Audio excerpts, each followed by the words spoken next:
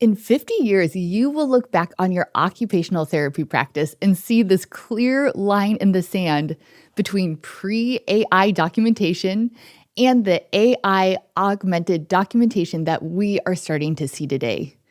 Documentation augmented by ambient artificial intelligence is going to make documenting quicker, make your notes higher quality, and transform how you interact with clients. And if we harness this technology correctly, we will improve client outcomes. Today, we will look at an example of research that is showing how ambient artificial intelligence tools improve clinical documentation. And after we review this research, we will welcome to the podcast Dennis Morrison, PhD, a psychologist by training who provides specialized consulting services to AI documentation startups. Together, we'll walk through the current state of AI-augmented documentation and answer common questions about the many tools coming to market for OT. So let's dive in. Welcome to the OT Potential Podcast, where we review new and influential OT journal articles, then invite on an expert guest to help us pull out actionable takeaways that you can implement in your practice starting today. Welcome to the podcast. I'm your host, Sarah Lyon, OTRL. And before we dive into this big topic of OT and AI, I wanted to let you know that this podcast may qualify as continuing education for you. You are probably listening to this podcast on a free podcast platform, but to gain CEU credit, you will need to be a member of the OT Potential Club, our OT continuing education platform. So bearing in mind that this could count as a CEU course, I wanted to state our two learning objectives so you can be thinking about them throughout the podcast today. Our first learning objective is that you will be able to identify how AI-augmented documentation is being found to influence the provider-client interaction. And second, you will be able to recognize how AI is taking communication with a client in session to generate the beginning of documentation. So let's begin by looking at our journal article, and then we will bring on Dennis to discuss how this could play out in your practice. The article that we are reviewing today is called Use of Ambient Artificial Intelligence Tool to Improve Quality of Clinical Documentation. This article comes to us from the Future Healthcare Journal, and it was published in 2024. So the article begins with this quick introduction to AI and documentation. As we all know, electronic health records have contributed to increased administrative workload for clinicians, ultimately leading to higher rates of burnout. Large language models, the building blocks of generative AI, have the potential to improve the clinician documentation experience. The challenge, though, is developing AI tools that integrate with existing EMRs and EHRs, fit into established clinical workflows, meet all information governance and security requirements. And that brief intro leads us into the heart of this paper. So what was the intent of this research? This study aimed to evaluate the clinical utility of an end-to-end ambient AI tool in documenting a clinical consultation. So what were the researchers' methods? The study involved an AI tool specifically designed to ambiently capture real-world clinical consultation audio and then summarize it in a clinical note and letter. So first, a speech-to-text transcript was created. Then the tool used an LLM, specifically GPT-4, to generate the note and letter based on the transcript. The LLM was given prompts to follow. For example, it was prompted to use a standardized note template and a specific style of writing. So the article includes this nice visual of that process. So basically, the client and provider are talking. It's getting recorded by this ambient AI tool. From there, the transcript is transcribed. And then the LLM helps generate a note and a letter. The clinician reviews it, and then it ultimately gets transferred into the EHR. So who participated in this study and how was it carried out? 8 experienced clinicians, including 1 occupational therapist, carried out simulated consultations. The clinicians were all from the Great Ormond Street Hospital in the UK. Pairs of actors playing patients and their caregivers rotated between the 8 simulated consultations. Clinicians had 20 minutes to complete each consultation and produce the associated clinical note and letter. Each clinician participated in 3 control rotations where they used the EHR as they normally would in practice. And then they also participated in 3 intervention rotations where the consultation was conducted with the AI tool. When using the AI tool, clinicians reviewed the generated documentation, made edits, and transferred their final notes into the EHR. The clinicians were given a 10-minute training on the AI tool before the intervention rotations. So how was the quality and efficiency of this documentation assessed? To quantitatively assess documentation quality, 2 independent clinicians scored each note and letter using the Sheffield Assessment Instrument for Letters. I will link to that in our show notes. And to gather subjective data about the clinician experience, clinicians were asked to rate their experience with both the EHR and the AI tool using the NASA Task Load Index. I will also link to that tool. Patient actors were also asked to rate their experience using a customized list of Likert questions. To measure the impact of each documentation method on the clinician-client interaction, the following data was collected. One was the time spent in room with the consultation, and second was the time spent actually conversing with the patient actors. Lastly, focus groups were conducted with each set of clinicians to further discuss their experience. So that was the methods of the study. What were their results? 23 EHR-only consultations were completed, and 24 consultations were completed using the AI tool. Notes for 6 of the EHR-only consultations were not completed because the clinicians ran out of time. Notes for 5 of the AI-supported consultation were not completed, 2 due to technical error and 3 due to human error. So looking at comparing the quality of documentation between the regular EHR and the AI tool, the sales scores were higher for the letters created with the AI tool, indicating a more than 2-fold increase in quality when this tool was used. One interesting thing to note is that the AI tool functioned well in scenarios with multiple speakers.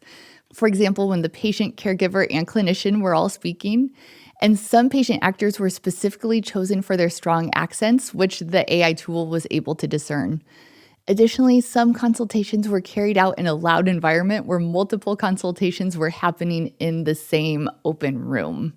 So what did the efficiency of these notes look like? Clinicians spent 26.3% less time in the consultation room when using the AI tool versus the EHR only. The time actually spent conversing with the client was statistically the same for both text setups. So they weren't in the room as long, but they spent the same amount of time actually talking to the patient. Looking at the subjective experience, the feedback gathered from clinician questionnaires showed the AI tool improve their experience and reduce computer disruption during consultation. For example, 100% of clinicians reported being able to give the client their full attention when using this AI tool, versus only 66% were able to give the client their full attention when using the EHR alone. On the NASA Task Load Index, the AI tool showed a perceived improvement in 5 out of the 6 metrics. The patients themselves also reported an improved experience during consultations where the AI tool was used, with 87% strongly agreeing that the clinician gave their full attention versus only 75% for the EHR-only consultations. Lastly, a word cloud was generated from the conversations that occurred during the clinician focus groups. The top 3 words said were potential, quick, and amazing. So those are all the results headed into the discussion conclusion of this study. The results of this study demonstrate that the use of ambient AI technology has the potential to significantly improve note quality beyond what is possible with standard EHRs. It is important to note that there were no clinically significant erroneous content identified in these notes. The authors also hypothesized that the efficiency gains achieved with AI were due to the reduced task switching. Even the speech recognition documentation tools that are on the market, which allow clinicians to compose notes verbally, require task switching, making the clinician focus just on saying their note out loud. So even these options just aren't as efficient as this AI tool appears to be.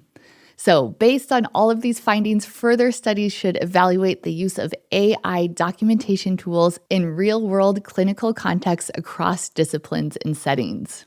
Okay, I love this article because you got to see an example of an AI tool in action. There are multiple studies coming out like this. And the really interesting things is these solutions are on the market. They are being utilized right now in real world clinical settings. And I thought a lot about who the right guest was to come on to talk to us about this. There are some OTs who are working for these companies. I think they would be great resources to talk to. But I really got interested in talking to someone from the behavioral health field because behavioral health has been leveraging these tools just a little longer for us. And I was able to find a psychologist who has really focused his career now on consulting with these AI companies. He gets to go to all the conferences, he talks to a lot of the players. And so our guest today is Dennis Morrison, PhD. Dr. Denny Morrison is the owner of Morrison Consulting, which provides consultation services to the behavioral health information field. Denny was trained as a psychologist and exercise physiologist, working for 17 years. Dr. Morrison was the CEO of 2 award-winning behavioral health companies, and for 6 years, he served as the chief clinical officer for the largest behavioral health EHR company in the U.S.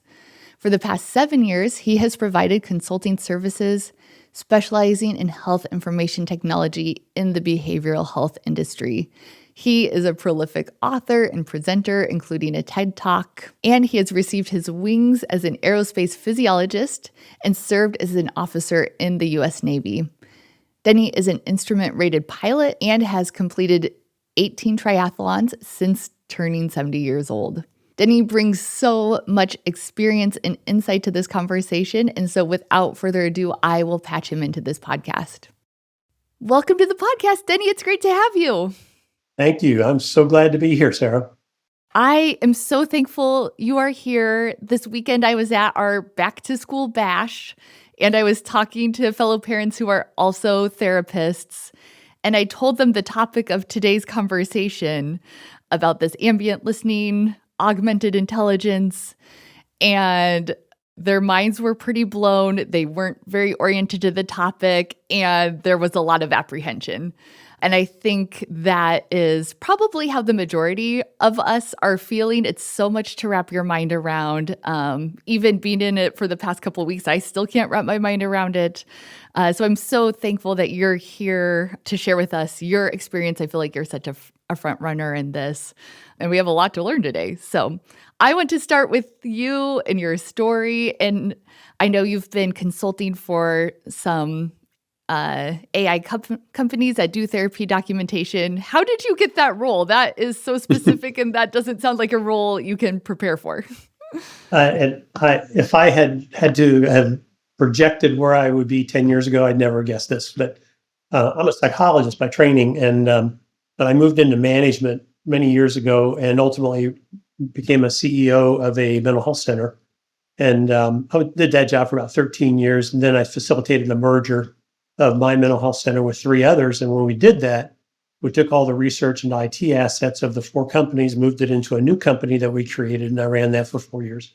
But my mental health center, when I got there, I got there in 1995, and they were already kind of behind the curve technologically. So I took it upon myself. I really wanted them to kind of get on the forefront of this. So we were doing very creative things. Like we were a very early adopter for electronic health records. And I think we went live in 2001. We were paperless. We actually rewrote the whole user interface for our EHR. We won national awards for that. And that kind of started me on this path of kind of living professionally at the intersection of clinical and technology. And that's kind of where my consulting focus has been now. Since then, I've been chief clinical officer for the largest EHR company in the behavioral health space, and been doing consulting work now for about 7 years. Yeah, when I saw your bio, I was like, you are the perfect person to talk to because you have that clinical background. You know the ups and downs that we all went through with the EMRs, we're still going through. And then you get this insight into these mental health startups. I feel like behavioral health, from my perspective, has kind of been the front runner in this, which makes sense because it's a talk-based therapy. But rehab is not far behind at all. One of the questions I wanted to ask just off the top is how you're feeling about what you're seeing. Like, I'm sure with startups, you're seeing ups and downs. Are you feeling the apprehension that some people are? What's your personal mood having taken in so much more than the average clinician? It's 90% hopeful, but the apprehension I have isn't about kind of like the stuff we're doing now. I think it is all really, I mean, it's actually going to be helping clinicians of all kinds, because I know in the behavioral health space, I think in the rehab space, the documentation burden is huge. I mean, I've heard people refer to it as the documentation tax.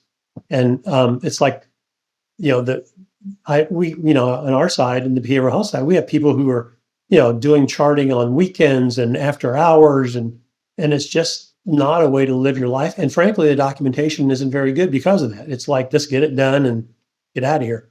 So in the short term, with the tools that are currently available and that will be available in the near future, I think what you'll see is actually people's lives getting a lot better, providers getting a lot better. My only apprehension is in the really big picture in terms of whether or not all of the stuff that's happening in AI, because we are just the tip of the iceberg, will be controllable. And I don't know if there's a guy named Marie Kurzweil. I don't know if you've ever heard of him, but he's wrote a book called The Singularity. Wrote this book 15 years ago or so. And it's about how computing technology continues to increase at an exponential rate. At some point, the agility and intelligence of computers will match that of human beings. And at that point, that's the singularity point. At that point, either there will become kind of human and cyborg technologies, or humans will become extinct. That's his prediction. Now, when it first came out, I thought this is kind of bordering on science fiction, but with AI coming out, and I'm not alone in this, a lot of major thinkers are concerned that we have to have control over AI in the big picture, not in the immediate time, not in terms of general healthcare right now. So, but mostly I'm very excited about it because it's going to help clinicians. One of the things that when we talk about this, we refer to it as artificial intelligence, but the truth is that in every instance in healthcare, these things are built to assist clinicians to do their jobs better. So consequently, the correct term is augmented intelligence, not artificial intelligence. And that's true literally in every use case I've seen now in healthcare. A true artificial intelligence that is making decisions autonomously is more like self-driving cars, where the car does not ask you if you want to turn left. It just turns left. Where in all of the applications, and even the ones you sent me that were applicable to your industry, they're all there to give clinicians information so that a clinician can do something better. So that, to me, is what makes it hopeful, that we're giving clinicians tools to be able to do their jobs better, faster, or easier. And that to me is going to be, because I was the worst. When it came to documentation, I was terrible. Yeah. Oh, and the thing that I liked the least about working clinically, and it was my own fault, and maybe other therapists don't do this, is I felt like you were so serving the documentation. And I would do things like I would forget to say to the patient what the goals were that I was setting for them. And there was nothing that incentivized me to be clearly communicating with them. And I would just go write it in the EMR and no one would know and it would go on. That's right. And I feel like this technology could potentially really help us put the focus back on the session, that we're Absolutely. not serving this secondary thing that's actually the most important thing for how we get billed. It's putting the focus back on the session, which having worked in the EMR business for 13 years or so, they oversold the benefit of electronic records to clinicians. Everybody said it's going to make your job easier. It didn't. It made it harder. It made it, you had more. It was more laborious to get things done. A friend of mine used to say that there's nothing faster than scribbling a note. Thinking Mm-hmm. about back in paper records where you could just jot it down and you're done. Yep. Now you got to open up the field, and you got to do this and click on that and do a couple of those one time, Yeah. you know, and but that was the big lie, that no, it really didn't make your jobs easier.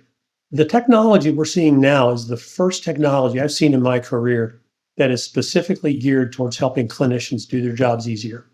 And I've never seen that before. And on the behavioral health side, we're seeing very rapid adoption once people get over that fear curve, once they kind of make sure this is not taking my job, it's not going to replace me. The goal is to help me do my job better. All of a sudden, they're caught up on their notes. They're not taking things home. They're able to get things done. They're able to focus on the client instead of the documentation, just like you said. So that's why I'm really hopeful about this, because what I've seen is very, very good adoption for this technology. It's mainly the ambient listening and the kind of cleaning up your notes once you've written them, where you have like a Grammarly type tool that will go in and say, that's not a supported CPT code. You might want to replace it with this. Here's the language that that will say the right thing. Take your words and phrase it in a way that it's appropriate for the documentation needs. So that's why these things are just going to be helpful to clinicians, particularly in the short run. Mm-hmm. There's so much coming to market. I think in the next year, almost every clinician, maybe not our school clinicians, but almost every clinician will probably have some kind of AI tool presented to them. And my goal is that for us, that we understand the broad categories and we can ask good questions of the tools that are being presented to us. So I want to start with just your primer on how you describe these AI tools and maybe the categories you put them in. Honestly, if you look at the websites, they all look the same because they all say quicker, easier, and there's not a standardized language from what I can tell, and it's confusing. Can you give us categories of the different types of tools that are on the market? Sure. Yeah, the kind of the basic version that we're seeing right now is kind of like that Grammarly. I don't know if you're familiar with Grammarly, but it's a tool that you write something in Word, you put it in Grammarly, and it'll clean up your language, and kind of, if you have a run-on sentence, it'll suggest how to rewrite that. The kind of the most basic version of these AI tools do that. They will take the note that you've written and then kind of help you restructure the note. But it's really just it's kind of an after the fact kind of thing. Now, sometimes they are built so that you could just click on there's one application that I know of that for one of my clients, where they do a lot of work out in the field. These are mental health professionals who are seeing clients in their homes, or sometimes they're homeless, and they have to jot notes very quickly on the fly. And they've got tools now where they can type in on their phone maybe 6 bullet points, and they can be with abbreviations, just get the basic idea down, and the AI engine will take that and turn it into a DAP note or a SOAP note. And then the clinician, if that's not quite right, clinician can edit that if they want, but it structures this kind of 6 bullet points into an actual language, but it's not listening to the conversation. The next level up is that ambient listening, where the AI engine would take our conversation, be either in person or via telemedicine, and not only do it'll provide clinical insights to the clinician that summarizes what happened, and also add things to it that for example, how many times did you mention the word suicide? How many times did you mention the word grief? And how many times did the clinician mention these words? And you get all this information for the clinician and summaries of kind of little excerpts that you then choose whether you want to put them in a SOAP or a DAB note. And this is like having another clinician in the room with you, that you've got another set of ears listening to the same conversation. And with that, you build a note So you get the advantages, all the Grammarly stuff, plus the AI engine and giving you some interpretation. But in all those cases, it's done. You get the stuff presented to you, and the clinician has to decide, yes, I want that, or no, I don't. And if I do want it, I'm going to take that, but I'm going to edit it a little bit. And so it's always the clinician's judgment, not the AI making the call. It's just saying, did you notice this? How about this? Here's what was said. And you can drop quotes in. The client said today, I'm doing really better than I was the last time I was here, unquote. You drop that note right into the documentation, which always is, good practice. So that's kind of like the next level up from what we've seen. What we don't have yet in very many use cases that I'm aware of are things that we'll look at. These are all kind of session specific. What we don't have yet, which I'm excited about, is longitudinal information, looking back within a patient's record and giving the clinician insights about that particular clinician that is based not just on that session, but on things that have happened the last 5 times you saw the person. And then using that same kind of technology, analyzing all patients in the data set and coming up with new kinds of insights. So for example, there are things we know in behavioral health care. If we identify somebody as suicidal, we can do a very good job of managing them and making sure they don't commit suicide. What happens usually is people who are not identified as suicidal are the ones who will attempt or commit suicide. And so I got to believe that in the history in an EMR, there's got to be cues, nuances, subtle indicators that typically would not trigger a clinician to say, this is suicidal thought. But taken together mentioned 3 times over the course of 10 sessions, that could be an alert to a clinician and say, hey, there's about a 40% probability this person is thinking about suicide. And the clinician never would have gotten that because we don't think back like that. So that's the next tier up. And we don't have that yet, but that's likely going to come. Mm-hmm. Yeah, it's so easy to imagine this reality where I'm seeing a patient with Parkinson's and they're the tool suggesting, oh, maybe this would be a good assessment. Have you thought about this? Exactly. Have you thought of depression? And yeah, exactly. I'm so curious how far out that is. When not far. I give it a year. I give it a year. Yeah, it's coming. Yeah. Yeah, I think there's a lot of it. I mean, you got to remember, EMR companies have this huge database, and they're not mining it at all. I mean, everything is kind of, session specific, and it gets archived. It's all sitting there, but we're really not leveraging that data set like we should.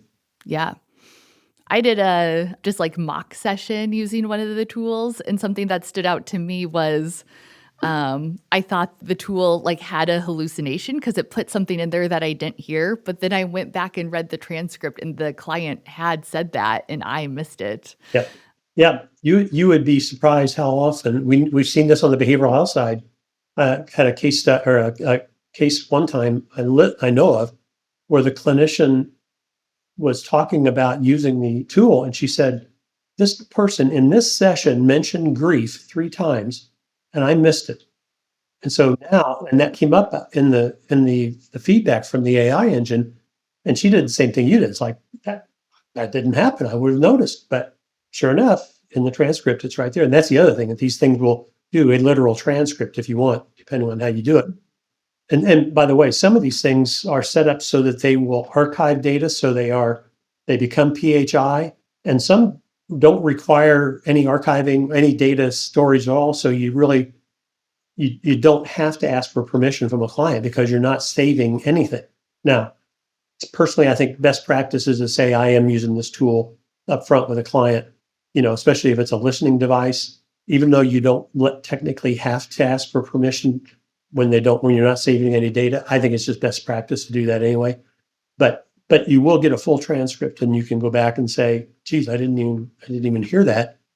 And so that, that again, kind of what we're seeing, there's some research that's been done with this stuff, is that in the behavioral health side, where they actually found that the clinicians who are using these tools, they did a randomized control trial, two groups of clinicians, one who were using tools, one that weren't. They the ones that were using the tools, clients stayed engaged in treatment longer and their outcomes were better. The clients, this was not anything the clients had anything to do with. They didn't get touched by it. It was all just the clinician.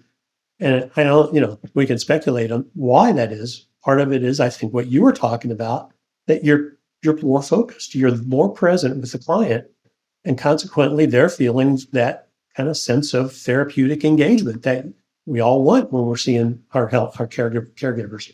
So, I think one thing I wanted to kind of point out, and this is a kind of a personal peeve. We talk about these systems, and they somehow the term that they hallucinate has gotten stuck in the public consciousness. They're not hallucinating; they're confabulating. And people in healthcare should know the difference. That when an AI engine is what people say hallucinating, what they're doing is making up stuff because they've run out of information. That's confabulation. You see it in dementia, that when somebody, has, whatever the cause is, they run out of information, they'll make something up to fill in the blank. Well, that's what an AI engine is doing. So that's my personal pet peeve. Yeah. For the audience. Call it confabulation. We saw in this article, the things that stood out to me, I really liked reading this case study of the traditional EMR versus using the AI tool. And you saw the improved speed, the improved quality. And I really like that they asked the client about the degree to which they felt like the clinician was fully focused on them or fully engaged throughout the whole session. And those numbers were higher when there was the AI tool.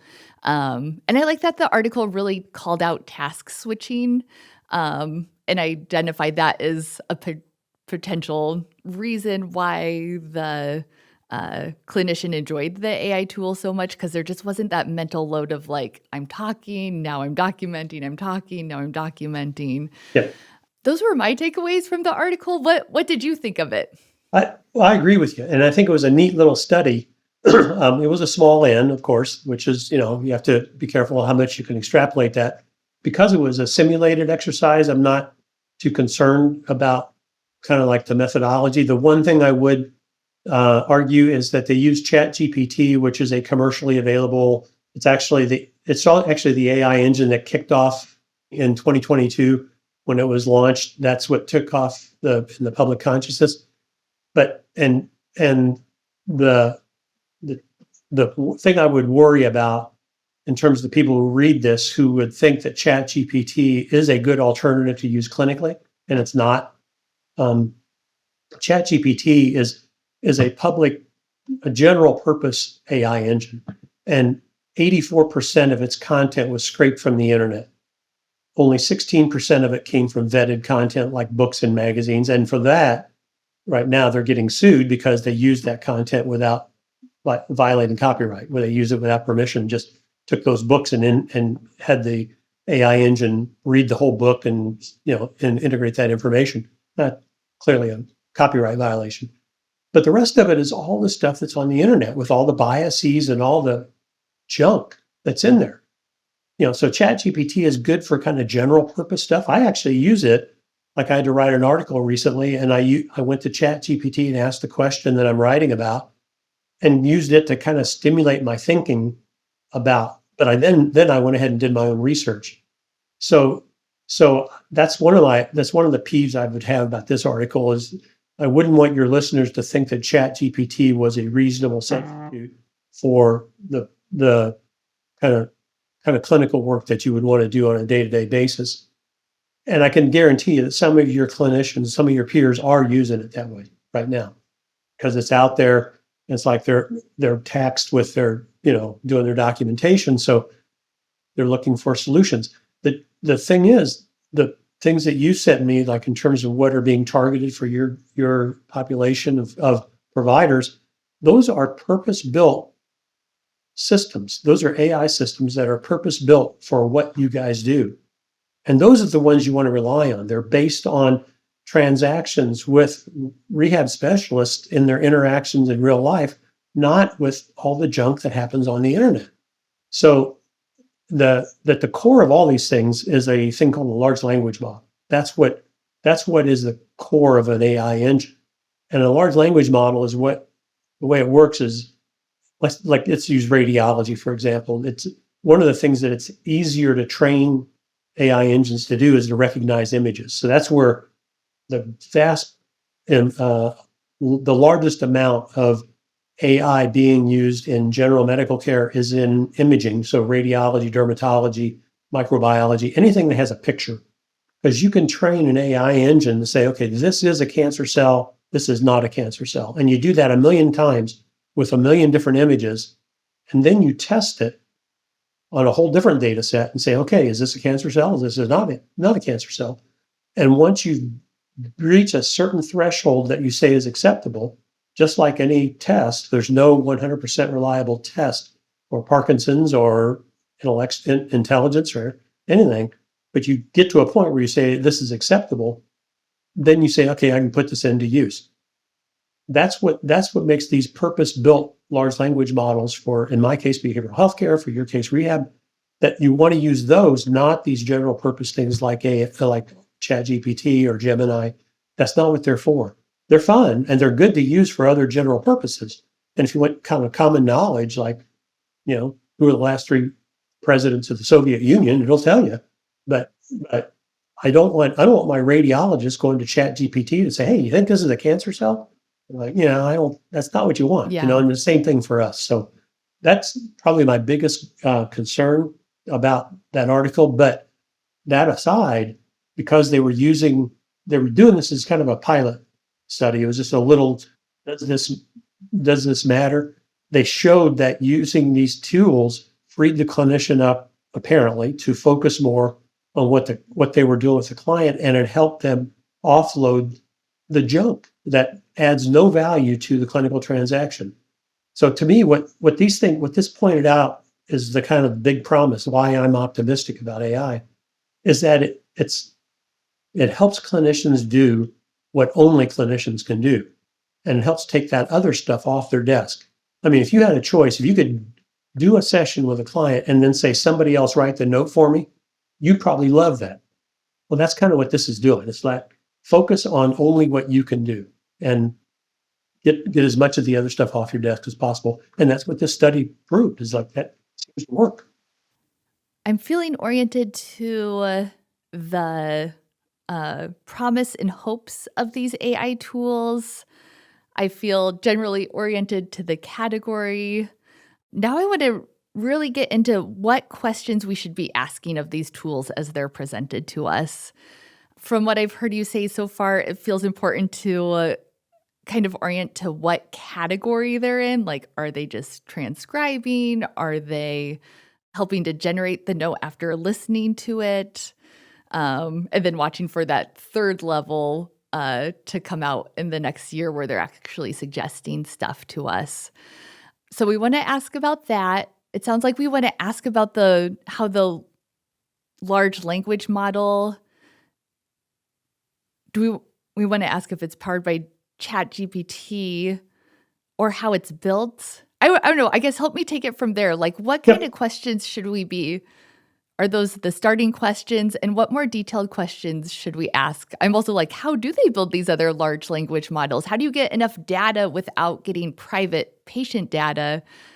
I don't really, as I've been reading it, I haven't really understood that myself personally. So what questions should we be asking? Yeah, well, it's the right question. So when you talk to a vendor, if they're just doing kind of like the transcription and cleaning up the narrative, I'm less worried about that, because that's really not relying on your patient saying something. What it's relying on is what you're typing about what that patient said. But when you get into things that are taking information directly from a client in real time, like an ambient listening tool, that's when you have to start thinking, what are you using to interpret this? And if you're going to provide me with clinical insights about what this client said, how do you know that it's appropriate for what the client said? And that's where the large language model comes in. I know on the behavioral health side, there are probably 4 big vendors right now in this space, 3 of whom do ambient listening, and one of them's trying to. And they have gotten kind of transcripts or like recordings of literal psychotherapy transactions where there's a therapist and a client talking, and they've recorded that and they've analyzed that and they build millions of those. And that's what they use to provide insights about kind of what's being said. So they're transcribing at the very lowest level, they're taking it up a couple more notches. So in the rehab space, you'd want to say, do you use rehab clients to build your large language model? And if not, what do you use? And if they come back and say, well, we use ChatGPT or something, then my flags would go up on that.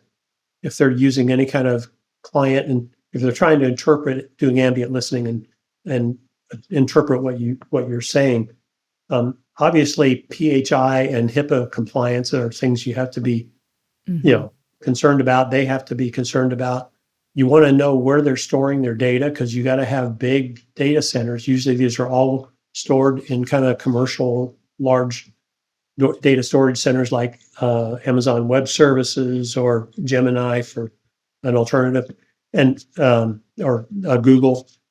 Gemini is Google's AI engine, and so you want to know where these things are being stored and if they're stored safely. And there's all kinds of certifications and compliance that they have to face, and you can ask for those kind of show us what your levels of security are for, say, Amazon Web Services. And then does the client have to give permission to use the product? And that usually only occurs if you're storing information. One of my clients has a product that it has a device that's listening to the conversation, but it's taking 6-second intervals of that conversation, analyzing it, and then destroying it. And does that continuously for, say, a 1-hour therapy session. So at the end of that, you get a bunch of interpretations, but there's nothing stored anywhere. So legally, you don't have to ask for permission to do that. As I said earlier, I think best practice is that you would inform a client that you are using this, and always let them have the choice to say, I don't want you to use that with me today or ever. And that's their call. But technically, you really wouldn't have to store that. Now, if another product is where they take that information, store it both in video and audio formats, and make it available for supervision purposes later, so that your supervisor can literally go in and, like, if the client said suicide, they can click on the word suicide that's hot linked, and it'll take them exactly to the point in the transcript, video or audio, where that occurred. So they're great for supervision purposes, but in that case, you really do have to have a client give permission to use it. So if the products that your peers are looking at if they require client permission, that means something's probably being stored, and you need to ask about where that's being stored, and who determines when it gets deleted. And if it gets deleted, is it really deleted, or is it still discoverable under a subpoena later if something bad happens? So you got questions around legalities and things like that. The ones that I've seen, the organization determines how long they want to keep those. Those things have a shelf life, in my opinion, of about a couple of weeks. I mean, usually we don't go back in that detail farther than 2 weeks or to listen to a transcript. So a week or two, it could be 1 hour, it could be a day. You choose, you should be able to choose how long we're going to keep that, and then you delete it when you're done. And then, is it really deleted? So those are the kind of things I'd be looking at for when you're looking at rehab specific tools. Those are the kind of questions I would be asking. Should I be asking about the flexibility, I guess, of the tool? When I did a mock session, it listened to it, it pulled out this really nice note, and I was doing it with the creator, and he was like, oh, it sounded like you really want to hear verbatim what the client's goals is. And he added that as a prompt. Mm-hmm. So he was like, so then you can capture that verbatim each time.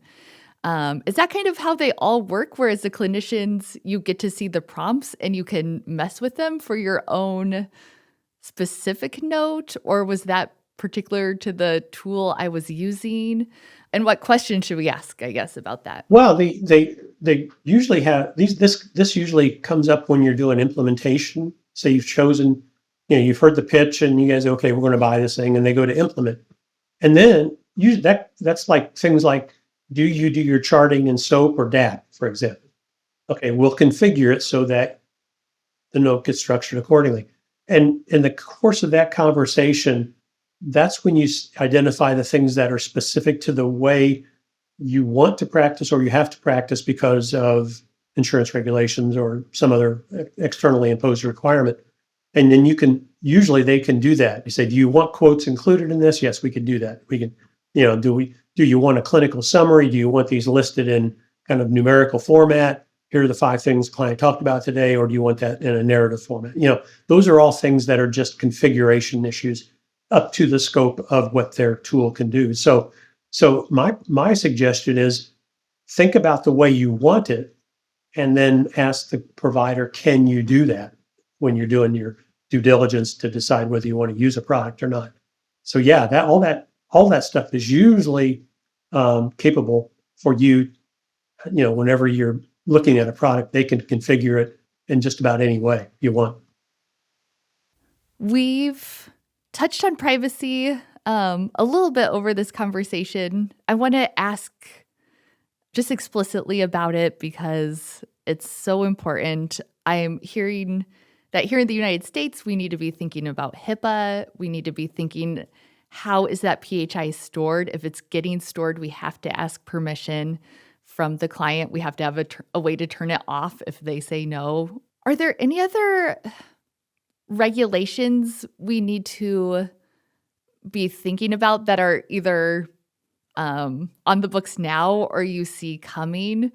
And I guess just big picture too, I'm like, AI feels like a black box. Like it feels like I cannot look under the hood and be like, is this being stored safely? Is this working the way I want it to? Like there is a lot of trust.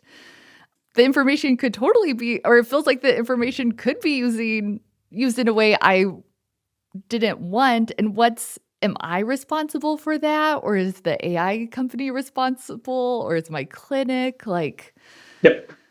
I don't know if there's answers to that, but Yep. Those are all things that you need to be kind of addressing in due diligence with the potential vendor. Where's the data stored? How's it being used? How can I assure to that? Certainly if they're saying we reserve the right to use this data how we want, then I would end the conversation immediately. Even if they say it'll be anonymized and all these other things, it's like, no, sorry, because it's not worth it to you for that liability. There's been some research recently. I just did a thing on privacy, and there's been some research recently that people now with anonymized databases with as little as 3 elements can identify an individual in an anonymized data set. And I can't remember the exact quote, but it goes something like, the expectations that we have had for medical privacy in the past should no longer be considered possible. So that doesn't mean we as providers should abdicate our responsibility for keeping patient information, confidential and extending that to our expectations of vendors. So yes, I think you do need to do that. There are going to be we're seeing more kind of movement towards doing something about regulating AI, but mainly towards what I was talking about when we first started about my concerns have to do with kind of in the big picture that we can control, there's an off switch that we can control AI. And I remember I mentioned this, that it's kind of in the context of the singularity, but there are several major think tanks working on this problem of how can we be assured that we can have control over AI? And so, so it's not like it's like a fantasy. It's not like science fiction. It's people are legitimately concerned about this because of the exponential growth and speed with which this is gaining traction. So you will see some things coming out. Actually, the Obama administration started it with regulations and kind of executive orders around exploring artificial intelligence. There wasn't anything that is really kind of affecting us today, but it's that federal government has already been looking into this in terms of a regulatory environment. So you do need to stay on top of that in terms of new regulations, but really PHI and HIPAA are the ones that concern us the most right now. The rate of change in this industry is mind-boggling. I actually connected with you at the beginning of this summer, and at the time, I was Googling and looking for examples of this technology, and I couldn't find any. Fast forward 3 months, and there's 15 companies that are offering this. My kind of understanding of the ecosystem is that these are startups that are built to integrate with your EHR. You look at their funding and they have millions of dollars behind all of them. One of my questions as I'm looking at this is, well, one, I guess I want to ask, like, what questions do we need to be asking about integrating with our current EHR? But I'm also like, aren't our EHRs going to be coming out with these tools? And should we adopt these startups or should we wait? And I guess like bigger picture reasons, like, should we wait for regulations? Should we start now? Should we all try to be early adopters? Yeah, I guess that's kind of two parts. What should we be thinking about integration with EHRs? And should we be waiting till we see more, should we be waiting until our EHRs come out with their own tools and maybe there's more regulation? What's your thoughts on that? Yeah. Because all of these things are geared towards helping clinicians do their jobs better and clinicians live in EHRs, integration is key in some form or fashion. And so I want to make a distinction between traditional integration, which is you've got an EHR, Cerner, Epic, doesn't matter, and a startup that says, I want to integrate with you. What that really means is writing code, usually in the form of what are called APIs, application program interfaces, that allow the two to talk to each other. And that requires work on the part of the vendor, well, actually on the part of both vendors, that Epic in this case, say, and a startup have to agree and do kind of work together. And that takes time. That takes that's a fair amount of lift, because having worked in the EMR business, one of my rules that when we talk to organizations about implementing EMRs, just forget about AI for a second, was that you should have principles that dictate how you implement an EMR. And one of those principles should be, we will enter data only once, period. You should never have to enter name, rank, and serial number more than one time, because it's all stored in there. So if you have to do that, then it's not configured well. Same thing is true with an integration. I don't want to have to log into my AI product, do the work, and the worst case is to say, okay, now I'm going to take that output, copy and paste it into the EMR, because it's a separate application and there is no integration. Or if it's a poor integration, that it doesn't transfer seamlessly into the EMR node in the way that you use it, SAP, SOAP, DAP, whatever. So that should be a seamless flow of interface. Problem is, when you do that true integration, that requires effort on both parties' parts. And getting the attention of an Epic or a Cerner to work with a startup to do this is like, okay, we'll put you in our queue and we might get to it, especially given what you said, that they're probably working to develop their own products to do that. So that's the traditional way integration occurs. But there are other ways to do this that do not require the vendor to do anything. There is one of the companies I work for has kind of mastered this, and they do what's called embedding. What they do is build kind of a transparent front end that sits on top of the EMR. From the end user's perspective, they look like they're one thing, and the data gets passed through seamlessly into the EMR, just like a clinician had entered it, manually. And it requires no lift on the part of the EMR vendor. And so they take all that on, they implement that, the data passes through seamlessly, and you don't have to rely on the vendor to do that. So there's ways to do that. So the first answer to the first question is yes, you should expect seamless integration from that product. If somebody says all you have to do is cut and paste it into your EMR, it's like, this is not a mature product. Just walk away and say, call us when you've got your integration down, and then we can talk. Yeah. Because it's like if it's going to take me longer to do this, it's defeating the whole purpose of speeding up your documentation requirements and making that easier. So yes, I would expect EMR integration. Yes, I do think most vendors are working on trying to build that out, but I don't think that this is a specific skill set. And what I've actually seen more commonly is that they're buying up these vendors and just trying to integrate them on their own, just buy them up, because that large language model that we talked about, to build that is a heavy lift. That's a lot of work to build a large language model. And I don't know if the EMR vendors want to replicate that.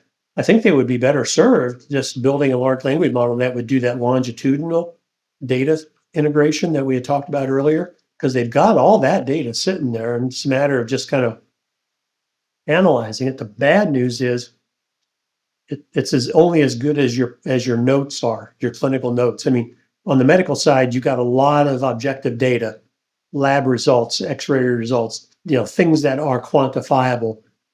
But if you're doing things kind of like behavioral health or rehab, you're kind of filtering this through the judgment of the clinician who's doing that. And then they put their notes in. And if their notes are hurried and sketchy and not clear, then it's hard to mine that data after the fact. So I would not wait, I guess. I would say if you're not going to be an early adopter, I would at least be an early investigator.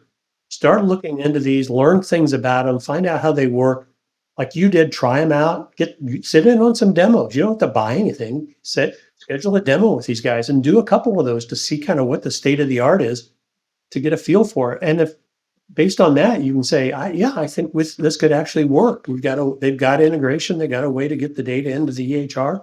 That's where I live. I mean, everything I do is going to be EHR focused. So yeah, why not? At the very least, though, you're learning about how it's working. And if you choose to wait, then you're going to be a better consumer of their technologies in the future. So, I'm kind of an early adopter kind of person. So I tend to like, I'll try that, Yeah. Yeah. Yeah. It did help to actually see it in action to help wrap your mind around it.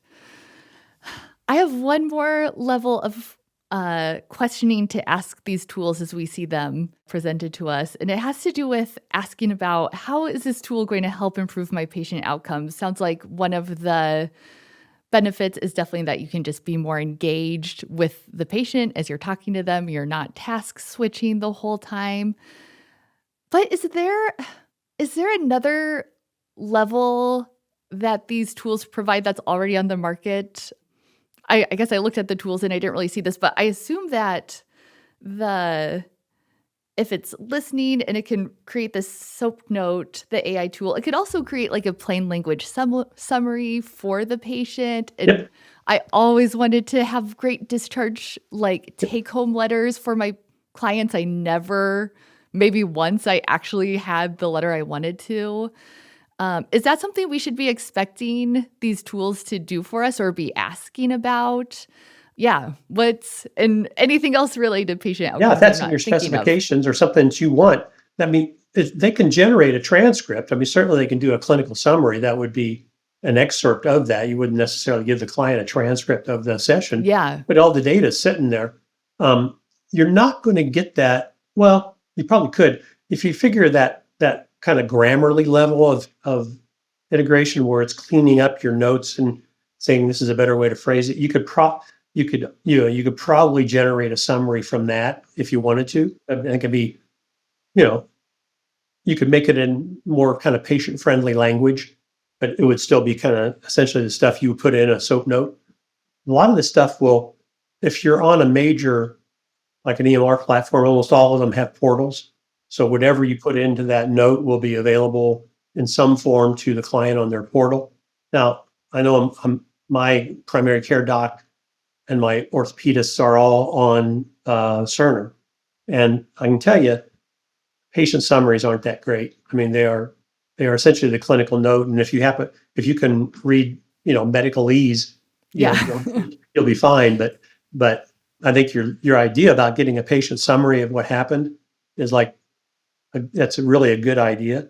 One of the things that what's happening on the behavioral health side to kind of address that issue is what's called concurrent or collaborative documentation, where at the end of the session, the clinician, before AI, they would sit down and say, okay, I have to write our note now.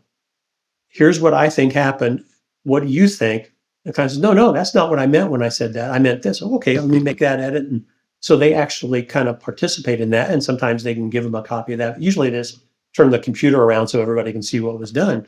I mean, you can do that too in rehab, but I think your idea of giving somebody kind of a summary of here's what we talked about and here's what we did today and here's what your homework is for tomorrow, that's like a nice way to do that. I think the terms of the clinical outcomes, I think there's two levels. There's process and outcomes. So you mentioned the process part where you're not task switching.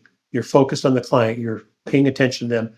And that will benefit you pretty much at all levels. That anything that expedites the charting process would get your mind as the clinician out of, I got to write this down, to what are you talking about right now? That's going to be you're going to get that benefit immediately. If you're using an ambient listening tool, you'll get those benefits like we talked about earlier, where the AI tool picks up something that you didn't catch. And so now, the client has said something that you didn't hear, but the AI tool did. And now you're like, holy cow, that puts a different twist on what I think we ought to do next session, or maybe even something I talk to them about immediately.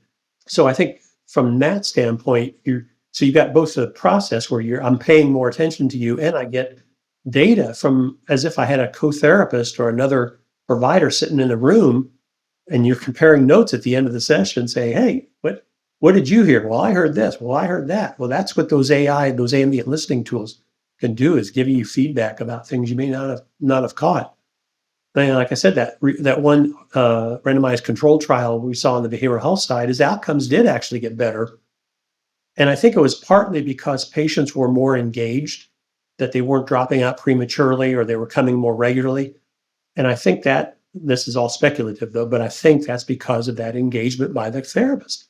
I think when you're more present, they feel more likely to continue. I mean, I don't know about you, but in behavioral health care, premature dropout's a huge problem. And I think it is in rehab too. So anything you can do to address that problem, you're going to get better outcomes when you have better engagement, and better engagement flows from better therapeutic alliance, in my opinion. So I think that's, that being present has much bigger implications than just the patient saying, "Oh, you paid more attention to me." It's like that. I think it has a much bigger impact than we tend to think. Mhm. I think that kind of goes through all the questions I would want to ask of the tool. I have two more big picture questions for us. One, I just want to push a little bit because we were so, I guess, fooled by EMRs where they did add workload, they've made our lives worse. I hear the time-saving benefits of these tools. Do you see behavioral health therapists being pressured to see more patients as they're using these tools? Mm. That's my big fear. Oh yeah. Um, and for us, yeah, and I just, especially as you see these millions of dollars in these tech startups coming and looking at therapy really closely, they're like, what if they could do it back to back? And just like in behavioral health, our sessions are emotional. Like it's not just like documentation isn't the only barrier. Like, That's right. I don't know, an OT can only take in so many clients in one day. Right. We can't back to back to back to back. Yep. Is that pressure going to be coming down on us? Do you see that? And what do we need to do to push Yeah. back against having a Um, reasonable it's load? it's really it's exactly the right question, because in behavioral health, we're seeing 50% reduction in documentation time. And when I talk to people who are thinking about using one of these products, that question that you just asked is a management question. That's not AI question. If you are freeing clinicians' time up, what you do as a manager with that freed up time is an important question. And we advise them, do not do what you just said. Don't increase productivity expectations because you're probably pushing people at their limits now. And what we have found on the behavioral health side is when you don't do that, when you say, one, this really is a tool that can help you make your professional life better, and and it works. It actually does do that. And our response as management is to say, we want you to use that time to take care of yourself. First of all, you generate huge amounts of goodwill, but what we have found is that the turnover in those jobs goes down.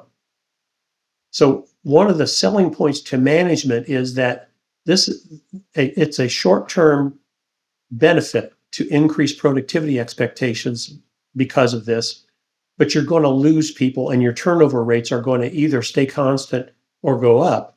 Whereas if you don't do this, what we see is lower turnover rates. And we find organizations that are now using this as a competitive advantage in their advertising and recruitment for clinicians to say, hey, and we got these tools that can help your life be better. And for the time being, until this is one of the reasons to be an early adopter. If you're one of the ones who's doing that, you're different than the hospital down the street that's hiring OTs. And you can say, we're doing this thing. And when they come in for interviews, they can talk to staff members and say, exactly, my documentation is quicker. I don't take stuff home. I'm not stressed as much. Those are all selling points for kind of workforce improvement. So that to me is the argument to management about why you don't want to do that. Mm-hmm. But it is a management call. It's not an AI call. It's like, the time will be there. What do you want to do with it? Mm-hmm. That kind of segues into my next question. Like, I think so highly of OTs. Like, I think we have this great holistic way of thinking. We're great at asking questions. I want OTs to be the clinical lead at wherever they work on helping to integrate these tools, both from, I guess, the documentation and also big picture. Yeah. How do we position ourselves I assume that companies are kind of leaning on clinical leads to help integrate these. Yeah. And also, if an OT is a big go-getter and wants to consult directly with these tech companies like you've done, how do we position ourselves for that? How do we position ourselves to be leaders in this?